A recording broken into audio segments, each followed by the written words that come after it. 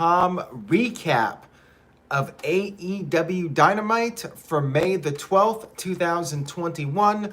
Shout out to everybody watching this, whether it's live or on demand. I appreciate your viewership and support as always. This was an eventful Dynamite. We had a lot of things happening on this show. We have the Double or Nothing pay-per-view coming up in a few weeks, Sunday, May 30th. Several matches were set up for that pay-per-view. Let's go ahead and break it down. We kicked off Dynamite with Jon Moxley defending the IWGP United States Championship against Japanese veteran Yuji Nagata. He used to wrestle in WCW back during the Monday Night War era. Both guys had their entrances start in the backstage area, come into the ring kind of like the old WWF Madison Square Garden intros, the type of intros you see in sporting events like boxing and MMA. Moxley had new entrance music, which might only be a one-week deal. He came out to a 1960s song called Wild Thing, and it's actually a song that was used by a Japanese wrestler, Onita, and I'm thinking it was paying tribute to him, and it might not be a regular thing. Maybe Moxley will use the music for the IWGP US title defenses. I wasn't the biggest fan of it because I feel like it just doesn't fit with Moxley's way of walking to the ring. He basically does a power walk, and the tempo of the song just doesn't fit for me. Like, it's an iconic song. I just don't see it working with Moxley as far as the tempo goes. But yeah, he came out to that music, and pretty solid opening match here between the two of them. Nagata got in some moves on Moxley, hit a super exploder off the top, and got a submission on Moxley, but Moxley was able to get to the rope. Moxley got cut open at one point and was able to put on his own submission. They traded blows back and forth, and then Moxley finally picked up the win with a paradigm shift and a nice little cool moment. The two of them showed respect after the match. And TGS says he needs a heavy song. I agree. Like, Moxley's AEW song that he's been using, I'm not the biggest fan of the AEW themes, but I think that one works really well with Moxley, and maybe Moxley will use the AEW song for the non-IWGP US title matches. We'll have to see where it goes from here, if it was just a one-off or if it'll just be used for the IWGP matches. Colin Andrew is here, and I thank you, Colin, for tuning in. And by the way, if you guys check the description, you could see a link to PayPal. Our good friend Colin Andrew is having surgery next Tuesday, and if you guys could help him out in any way, whether it's a donation or just share the PayPal link, share his message. He sent out a tweet. You can retweet that and spread the word. Anything you can do to help him out would be very much appreciated. We all wish you the best, Colin, with your surgery coming up. We had the Inner Circle interviewed backstage, and MJF was talked about, of course, and apparently Santana got arrested last week because he used the fork on MJF, and MJF pressed charges.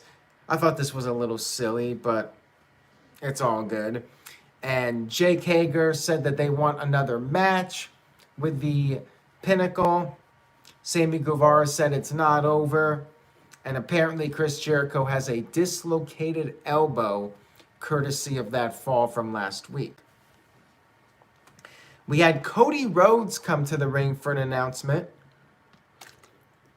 He kind of went on this long-winded speech about patriotism and talked about how Anthony Ogogo has buried the United States, yet he collects money from the U.S. and yada, yada, yada. Takes advantage of the freedoms that you get living in the U.S. And basically, Cody got to the point after talking about Brandy getting ready to give birth to their daughter. Cody wants to teach his daughter to fight back, and therefore he's fighting back against a Go-Go and challenged a Go-Go to a match, a double or nothing. And Cody did bring up how they will be going back to full capacity for this pay-per-view. He even used the term returning to close up, which I guess means the fans will actually be at ringside for the pay-per-view. Cody said that Ogogo will not be wrestling the American Nightmare. He will be wrestling the American Dream. Interesting that Cody is going to be the American Dream for this match. Is he going to wear polka dots for this match? I don't know, but it'll be an interesting match. I will say that. I'm curious if Cody will be putting this guy over or if it's just a showcase for Cody. I guess we'll have to wait and see. We had a video package with SCU hyping up their tag team title match against the Young Bucks. And we had the match for the tag team titles. The stipulation, if SCU lose, they are completely done as a tag team. And to answer Wilson, I was thinking the same thing at first. I mean, that's how we all think, I guess. When Cody was talking about how you're not going to be fighting the American Nightmare, I was like, wait a minute. Are you going to bust out Stardust for this match? I seriously thought that too. So anyways, to the tag title match. Daniels got powerbombed on the apron and Bucks took control for a while. Good Brothers were there at ringside, and then Daniels got knocked into the ring post and started gushing blood. Like, it was just pouring down like crazy. Kazarian was basically outmanned 1-on-2, and he tried to fight off the Bucks. You had Gallows getting on the apron, interfering. Kazarian stayed in the fight, though. He had a Styles Clash on Matt, but Nick was able to make the save, and eventually Daniels was able to get back into the match. And Daniels, he made a comeback here, but then Matt got the upper hand again. Matt, he went right after the cut. Daniels was bleeding, of course. Matt went after that, tried to open it up some more. And then Matt did a throwback reference to Shawn Michaels and Ric Flair from WrestleMania 24. He was saying, "I'm sorry, I love you," in a sarcastic way, and then super kicked Daniels. However, Daniels was able to kick out. Daniels regained the upper hand, and then he went for the best moonsault ever, and he did not get it. He went up there, he fell down, which reminded me of 2019 when he slipped on the stage that one time. At least for this, it made sense because he was bleeding so much, and in a way it added to realism in this match, the fact that Daniels would be disoriented from all the bleeding, that he would not be able to execute the move. In a way, the botch helped the match, as strange as it is to say, because of the bleeding and everything. The blood was great. I mean, it really added to the drama of the match, although I'm not sure he was supposed to be bleeding that much. Like, it was pouring down a lot. So Daniels did the second attempt at the best moonsault ever. He did hit it. However, the pin was broken up.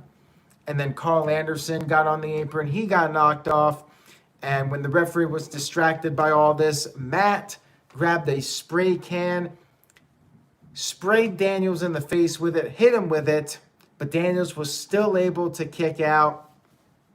And then eventually the Bucks hit the BTE trigger to pin Daniels. Great match here. Great way to have the Bucks be elevated as heels and give SCU a great final match. The only thing I did not like about this was the fact that they cut away to the back almost instantly.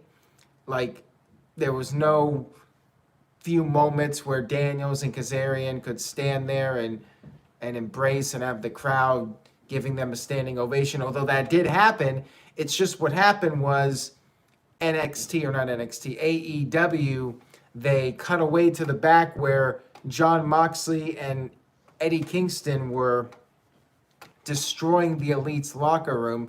And then after the commercial break, they showed a quick replay of Daniels and Kazarian hugging.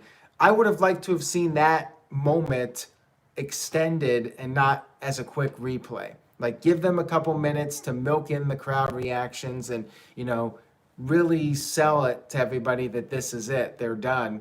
Instead, they just cut away and then showed a brief replay. I was not a big fan of that, but everything else I thought was great. Dylan is here with a $5 super chat. Thank you very much for that, Dylan. Much appreciated. He says, "Hey, Aaron, I got a schedule change at my job, so now I can watch Dynamite and your review live every Wednesday." Awesome news, Dylan, and thank you for tuning in. I do appreciate it. WWE Action Figure Matches sent in a $2 super chat. Thank you for that. Says, "I have a fish named Steve. Love your channel, LOL."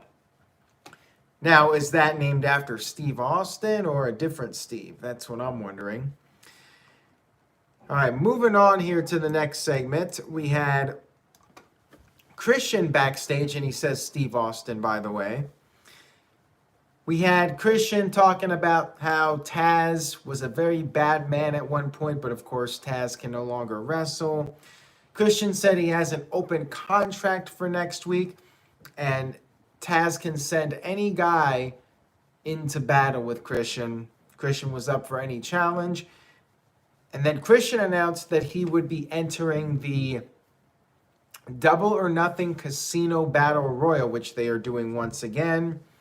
And then we had Matt Sydal appear, and Christian made fun of Sydal, saying, "What are you going to do, fall like you did last year?" And Sydal actually was there to tell Christian that he signed the open contract and will face Christian on next week's show and probably do the job. But hey, at least still get some TV time. Dylan with a $2 super chat says, "Some idiots say the Young Bucks cannot tell stories." Yeah, that is true, and people will continue to say that no matter what. Because the people that love the Bucks love them, people that hate them, and I'm not sure there's too many people in the middle at this point. But the thing about the Bucks, I'm going to say this. I saw people getting outraged on Twitter about Matt Jackson doing a parody of Shawn Michaels. Like all these people saying, once again, AEW is taking a shot at WWE and they cannot come up with anything original. I had no problem with that. I thought it was pretty amusing. And he's getting heat from it. Like, he knows it pisses people off and they're heels, and I see no issue with it. I thought it was amusing, and it's the kind of thing I would do too, to get heat with people. But yeah, it's just funny to see all the outrage on Twitter about it. So I guess the Bucks are doing their job. They're getting people mad. Seems like it doesn't take much. Gary says, "I think people are forgetting that the heel heat is what you need to be booed." Absolutely. We had the Bucks, speaking of them, they were backstage. They were pissed off about their locker room being trashed, and they issued a challenge to the Varsity Blondes for next week, and then added that they will be challenging Moxley and Kingston to a match at Double or Nothing. No surprise there. And once again, I'm thinking that the Varsity Blondes will be doing the JOB next week, but hey, they're getting some TV time, so good for them. We had our number one contenders match for the AEW World Championship. This match was between Orange Cassidy and, whoa, there's a spider. Spider alert. Better not tell Caitlin that there's a spider in here. Orange Cassidy versus Pac, or is it Pac, because Don Callis kept calling him Pac. I could have sworn it was Pac. I'm always confused if it's Pac or Pac. Can't he get a new name? Like, I've never been a fan of that name. Like, I always think of Six Pac or Tupac, and he's just no Pac. But apparently his name is Pac, like a six-pack. What's the deal here? Anyways, Orange Cassidy versus Pac, and you had Orange Cassidy putting his glasses on Pac. Pac just took the glasses and broke them, and Orange Cassidy responded with an immediate beach break, got a near fall, and they ended up on the outside of the ring. Orange Cassidy had an extra pair of sunglasses. He always has one just in case. He put those on, but then Pac was able to get the upper hand. He hit a series of top rope drop kicks, and he went for the Black Arrow, but Cassidy rolled towards the corner under the turnbuckle pads to avoid the Black Arrow, and then he made his comeback. Then Pac got knocked down. Referee was checking on Orange Cassidy. We had Don Callis come down to the stage, and this is where he called him Pac. With the referee distracted with stupid, is he a babyface or is he a heel? I'm not even sure at this point. Well, stupid Pac was distracted. You had Kenny Omega run into the ring and attack Pac with the AEW World Championship. And both guys ended up being counted out.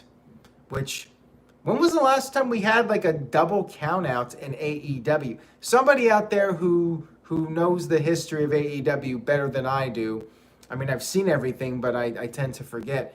When was the last time we had a double count out, like both guys being counted with the count of 10 in the ring? I don't think it's ever happened. It might have happened, but I don't remember. So both guys were counted down. Match was a draw. And we had Tony Khan, well, not Tony Khan. Well, we had Tony Schiavone getting a message from Tony Khan. Tony Schiavone was on the stage. Gary says it never happened, so this was a first. Tony Schiavone said he had a message from Tony Khan, and that message was that Omega would be defending the championship at Double or Nothing in a triple threat match against both Pac and Orange Cassidy. Another three-way match. Curtis Butler says more three-ways in champion wrestling matches than in porn. All right, then. As Oprah would say, you get a triple threat match. You get a triple threat match. We all get triple threat matches. 3 in 1 month. That's pretty crazy. But yeah, another stat here. This is the first triple threat match for the AEW World Championship in company history. Which I really have no problem with it, other than it's the third triple match between the two WWE triple threat matches. Now there's a third one. But it's fresh for AEW, and it adds a little bit more intrigue to the match, in my opinion. I still think Omega will retain, but we'll talk about that pretty soon with the predictions. We had the Dark Order backstage with Adam Page. Adam Page was talking about his loss to Brian Cage and wanted a rematch, and the match was made official at Double or Nothing. Hangman Adam Page will get his rematch against Brian Cage. Of course, Brian Cage had the interference and attacking Page before the match could even get going. So that's set up for Double or Nothing. We then had a very interesting segment. We had the Pinnacle's coronation, the celebration over their victory at Blood and Guts. MJF was wearing a crown, kind of reminded me of King Corbin a little bit. MJF said he is now the demo god, and the Pinnacle, they are the reasons why AEW was the number one ranked show on cable last week. He said the Inner Circle is now down 2 men because Jericho's injured and Santana got arrested. Apparently Santana did not make bail. So is he facing like attempted murder charges because he stabbed MJF with a fork? Anyways, MJF, he surveyed the crowd, asked them if they wanted to see a rematch. They, of course, said yes, and MJF was like, the answer is no. He then had Tully Blanchard take over with the promo and said that they're on top of the world now. There were 5 women there to help with the celebration, and you had presents for the members of the Pinnacle. Tully got everybody watches. And then all of a sudden we had honking. There was this vehicle that drove up with the 3 remaining Inner Circle members, Ortiz, Hager, and Guevara, but they were not alone. Chris Jericho, 1 week after being knocked off the top of the cage through the crash pad platform that they had, Jericho was back. Not sure I would have had him return right away, but AEW's got plans for Double or Nothing. Jericho's back. He had his arm all taped up and in a brace to sell the injury, so I guess at least there's that. Jericho wanted to know one more time, will the Inner Circle get their rematch? MJF once again said no. And Jericho was like, Sammy, let him have it. And Sammy, he had this device on top of the vehicle, and he squirted the champagne at members of Pinnacle. Basically, a recreation of the Attitude Era, that segment on Raw where Steve Austin had the beer truck and sprayed Vince McMahon, Shane McMahon, and The Rock. Only this time it was the bubbly. So you could say it was a bubbly bath to the members of the Pinnacle. And everybody, of course, overselling it, being sprayed by the champagne. MJF was furious. He got on the mic and said he accepts the rematch for Double or Nothing. However, there are 2 conditions. Number 1, it will be a stadium stampede match. So basically 2 years in a row, stadium stampede.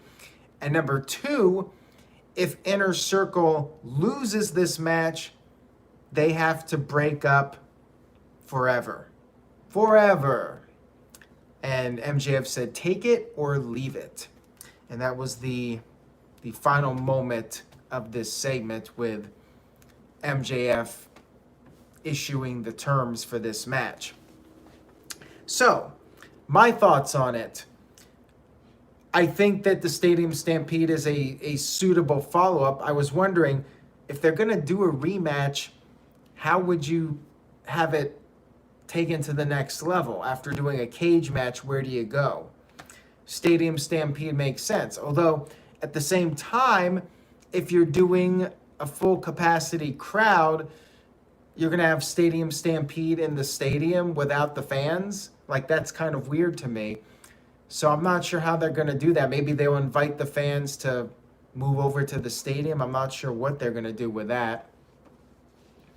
So that's a little interesting, but I do like the idea of doing a follow-up. Although another thing is, how do you do stuff that's different from that first one? Like that first match, as Curtis Butler says, how do you top that? What else can you do that wasn't done in that first match? I felt like they used every part of the stadium and all these different moments, with the pool and everything. Like, what are they going to do for this one? They used the bar. They were in the stands. Like, everything they could do possible in that stadium, they did. So I'm not sure what they're going to do. I'm definitely intrigued by it and the stipulation. I'm not really the biggest fan of the 50-50 booking, so maybe this is it for the Inner Circle. It's intriguing. I have mixed feelings about it, but they're going with it for Stadium Stampede. Again, I would have not had Jericho come back so soon.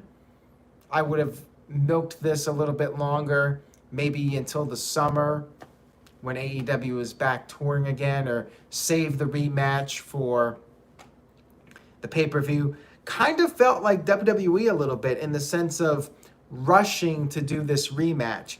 You know, one thing that AEW has been really good about is not doing the immediate rematches. Let it have time to breathe for a while. And they're just coming right back with this rematch. It feels rushed, but I'll give them the benefit of the doubt, and we'll see what happens. We had Britt Baker doing a sit-down interview with Jim Ross, and they talked about the match with Hikaru Shida from last year where Britt's nose was broken. She was out of action for 5 months, and she said it's only poetic that the monster that Shida created will be the one to dethrone her of the AEW Women's Championship. And she said that Shida will have to kill her to stop her. And then they brought up this incident before Dynamite went on the air where there was a photo shoot for Forbes magazine, and there was a confrontation between Britt Baker and Shida. Britt finished her promo by saying she is the heart and soul of AEW's women's division, and she guarantees a victory. Now, she's not Vince McMahon. Vince McMahon could always make a guarantee, and she's not a babyface. Babyfaces can make guarantees, and they come true. When a heel does it that isn't Vince, usually it doesn't happen. But I am really hoping it does happen, and we'll talk more about that when we do the predictions video for Double or Nothing. We then had the 9:30 spot women's match. Thunder Rosa versus Jasmine Allure. Not much to say about it, just a quick squash match. The fans were doing this Thunderstruck chant, which is from the AC/DC song Thunderstruck. And I wonder if that'll catch on when we get the full crowds again. Rosa picked up the victory with the Fire Thunder driver. Then we had Jade Cargill backstage in an interview.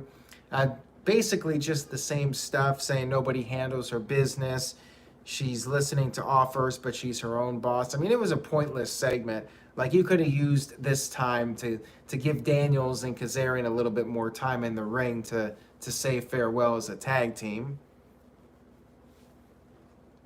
We then had our final segment of the evening, the main event. But before that, we had a little pre-match vignette promo from Darby Allin. He drove up to his old house where he grew up, and he said, "What has Miro done since coming to AEW?"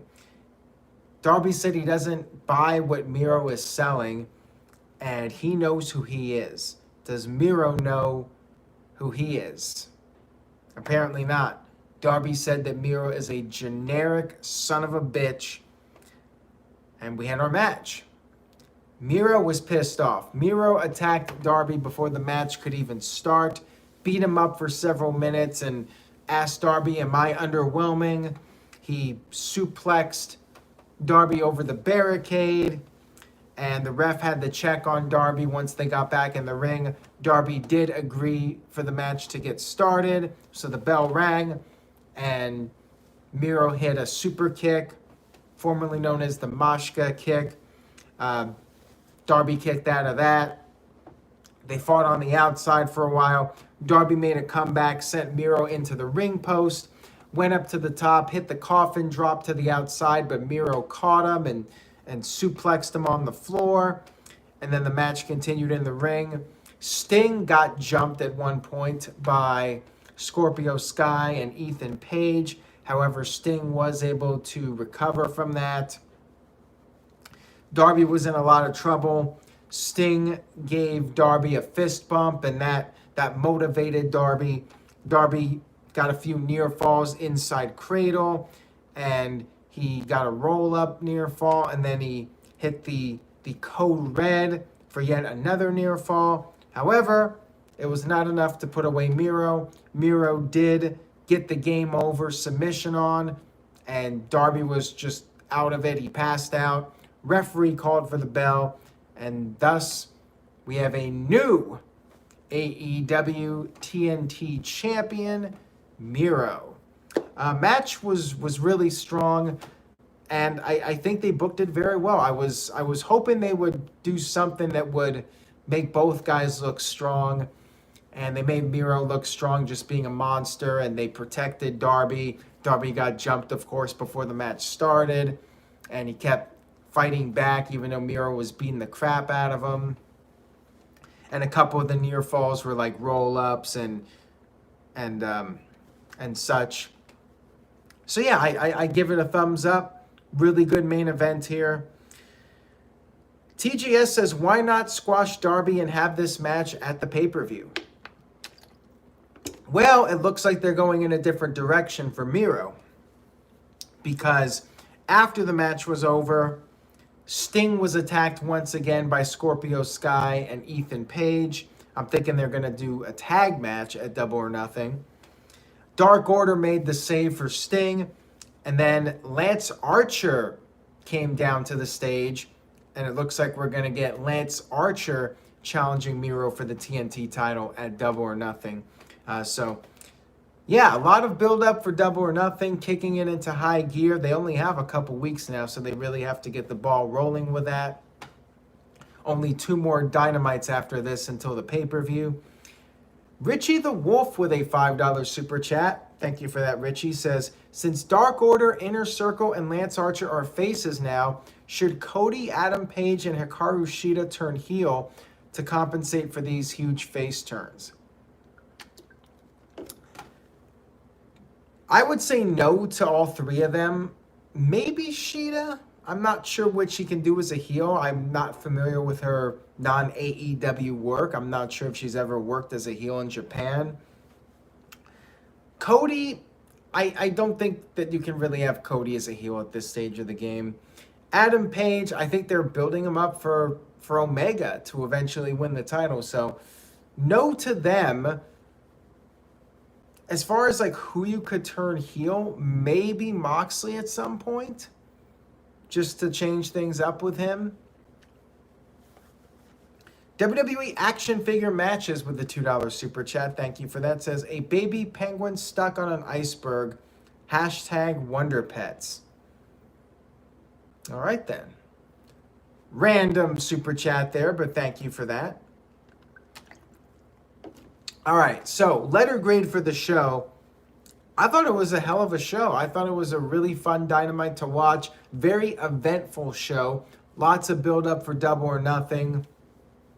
So I am going to give it an A-, which I think is what I gave last week's show for the Blood and Guts cage match.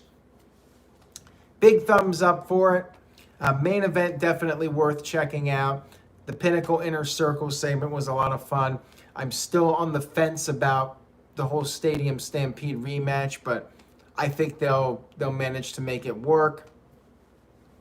Probably the weakest thing was Cody's promo. Like, that did not really sell me on the Anthony Ogogo match, but they still have a few weeks to build that up. And, you know, I wish they would do more with the women and not have the 9:30 short matches. Maybe give the women some more higher profile spots. But all in all, damn good Dynamite, and I really enjoyed it. TJS with a B+, Israel Diaz and Bruce Marvel with an A, Curtis Butler with a B, and Ironhide 48 gives it an A-. Mohammed with a B, Calvin Bowman with a B-, and WWE Action Figure Matches gives it an F. All right then. F-. All right. And MVP Kev with a B+. WWE Action Figures Matches. Are we sure you're not just trolling? Oh, okay. Comment here says, I'm kidding. There you go. All right, that's all I got for tonight, everybody. Thank you so much for tuning in and watching as always. Maybe if it's your first time, consider subscribing and turning on notifications for updates. And again, if you guys want to help out Colin Andrew, check out the description of this video and leave a comment. Let me know your thoughts on Dynamite, favorite match, least favorite segment of the show. And stay tuned to NoDQ.com for the very latest.